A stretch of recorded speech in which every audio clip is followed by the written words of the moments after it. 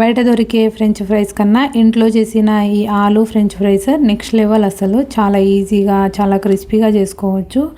ముందుగా ఆలు పైన పొట్టు తీసి స్టిక్స్ లాగా కట్ చేసి పెట్టుకోండి. వీటిని నీళ్లు వేసి 2-3 సార్లు మంచిగా కడిగేసుకొని పక్కన పెట్టుకోవాలి. స్టవ్ ఆన్ చేసి గిన్నెలో వాటర్ పోసుకొని ఇందులో కొద్దిగా ఉప్పు, హాఫ్ లెమన్ వేసుకొని ఉడికించుకోవాలి. నీళ్ళు ఇలా ఉడుకుతున్నప్పుడు మనం కట్ చేసుకున్న ఆలు స్టిక్స్ని వేసుకొని 5 నిమిషాలు ఉడికించి తీసేసుకోవాలి.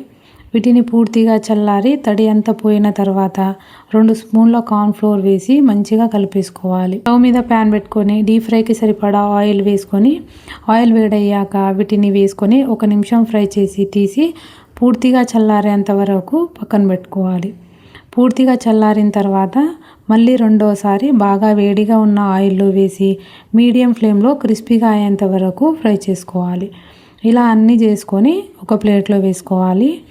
ఇందులోకి కలుపుకోవడానికి ఒక బౌల్లో కారం, ఉప్పు, చాట్ మసాలా వేసుకొని కలిపేసుకొని ఫ్రెంచ్ ఫ్రైస్ పైన వేసుకొని టాస్ చేసుకుంటే మన బయట దొరికే ఫ్రెంచ్ ఫ్రైస్ ఇంట్లోనే రెడీ. వీడియో నచ్చితే లైక్ చేసి మన ఛానల్ని సబ్స్క్రైబ్ చేసుకోండి.